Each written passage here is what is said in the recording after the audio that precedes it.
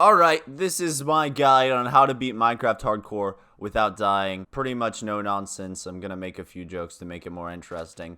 I'm pretty good at Hardcore. I've beat it with the steering wheel and with a Guitar Hero, so I kinda know what I'm doing. Yeah, you can just trust me. Chop down tree. Get cobblestone, build tools. Get 2 stacks of wooden planks. Now kill absolutely every animal you can find.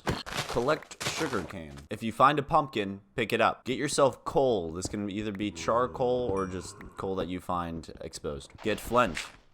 Get some leather. If you see exposed iron, get it. At this point, you should probably sleep for the night. I'm not going to sleep because I'm pretty pro. That was actually a lie. I'm not going to sleep because I can now make a shield, which is literally the best thing in this game, and nothing can touch you now. A shield can completely absorb a creeper blast, which will kill you even if you have diamond armor on hardcore mode. It can block a dragon's hit, and I literally don't know what else needs to impress you. Once you have 39 pieces of sugarcane and 13 pieces of leather, you should have enough of everything, and you can mine down to Y level 12. Mine like this so you don't die. Set up furnaces and start cooking all your food. Start strip mining. You're looking for a little bit of iron, you don't need much. Lapis, a little bit of redstone, 64 pieces of gold if you can, and diamonds, of course. And I would always recommend keeping at least 64 coal on you.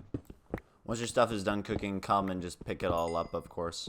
If you want to be really safe, I recommend just strip mining, not going into any caves at all. But what I'm doing right now is I'm getting into this 1-block area so that I can mine forward quicker and find a cave quicker and then explore a cave to get stuff. Caves make finding stuff a lot easier, but you have to be really good at using a shield. I made a mistake here. I should have been crafting inside of a more safer area, and because of it, I dropped my diamonds, and the creeper blew them up. So here's a good example of shield use. I got hit from behind a couple of times, and I lost some health, and then I needed to just go into a corner, use my shields, and be careful. After you find some diamonds, mine yourself up 4 pieces of obsidian. Ideally, you have a little bit of lapis by now. Use your leather and sugarcane to make a bunch of books. You should be able to make an enchantment table and 4 bookshelves. With this setup, you should be able to enchant your diamond pickaxe with Unbreaking 2 and Efficiency 2. You always get this enchant no matter what if you have 4 bookshelves, so it's always good. At this point, mine out 20 pieces of obsidian, and you can also smelt up your ores while this is going on. Now just keep on strip mining until you get enough diamonds for full diamond armor. I know it seems like it's going to take a long time, but with that super good pickaxe, it won't take long, and if you look through caves, it'll be even quicker. Side note, you have to be really good at using a shield if you want to be looking through a ravine, because in ravines, creepers will fall on your head and blow up and instant kill you. After you get enough diamonds, rebuild your enchantment setup, make your diamond armor, and try and get protection 2 on as many pieces as you can. If you can't, protection 1 will be fine, and fire protection is also okay. At this point, you should be able to make your nether portal and go to the nether. Inside the nether, it's important to note a couple of things. You should always be wearing gold boots or something so that these guys don't attack you.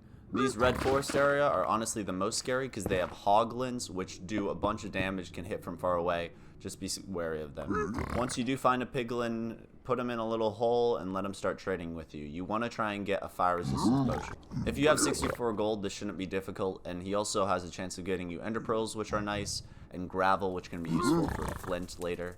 The fire resistance potion is actually more of a fail-safe, so use it if you're about to die. Be careful bridging, please. Just be so careful. Another thing you can do is just mine through the nether wall. If you're doing this, be careful because sometimes lava can be there and it moves a lot quicker in the nether. At this point, I went into a bastion. Do not go into these, okay? I only went into here to make it slightly quicker for me. I do not recommend going in here.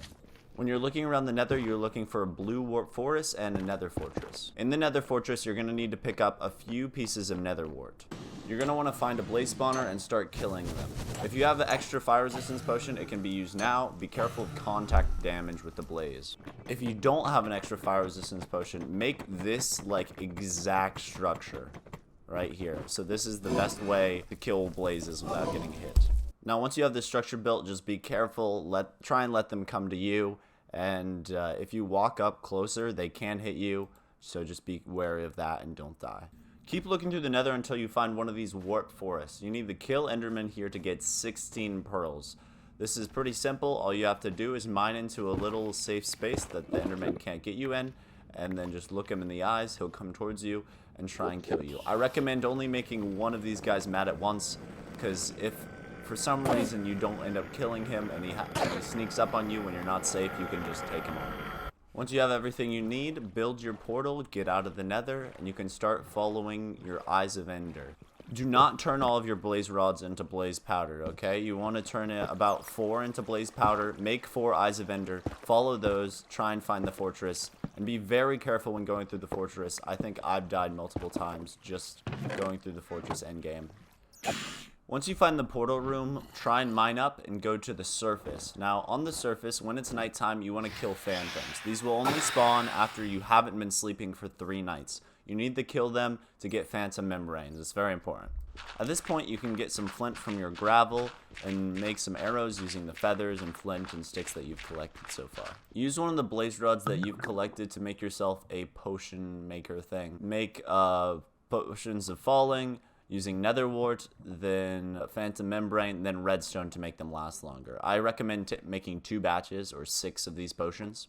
So, you're going to need a bow. You're going to need a good sword or a couple of swords so that you have lots of sword durability. You're going to need your arrows. You're going to need some building blocks. Take your pumpkin, shear it, put it on your head so that Enderman won't get mad at you. You can get a texture pack that makes it so that there's no pumpkin blur, so I recommend finding one of those. And then you probably should have everything that you'll need. And of course, bring all your potions, bring your shield, and you'll be good. Throughout your time in the end, I recommend that you drink your potions every 3 minutes. Pause the game, set a timer for 3 minutes, or you will forget. It's happened to me before. So there are only a couple of real threats in the end. One of them is getting hit by the dragon, knocked in the air, and then dying. Because of the slow falling potion, this won't affect you. He'll also shoot like bursts of magic at the ground, and these don't account for armor, so if you're in there for too long, they will kill you. It's basically a splash area where you will die. They're not too much of a threat unless there's multiple around you, then you're kind of trapped. So just keep on moving and it won't be a problem.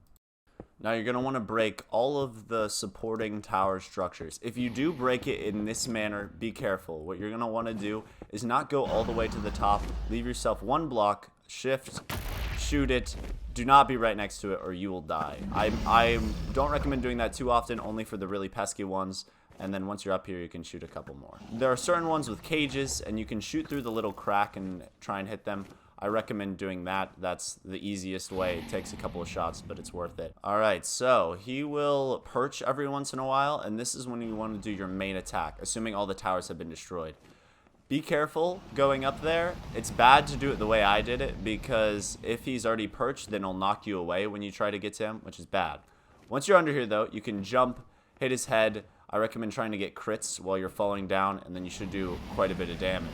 After he leaves, he'll probably knock you away, which is okay, because you have your slow falling potion. After doing this for a little while, he should be weaker. You can go up there, get in those crits, and then you should be able to kill him. Congratulations, you beat Minecraft on hardcore, possibly. So yeah, good job.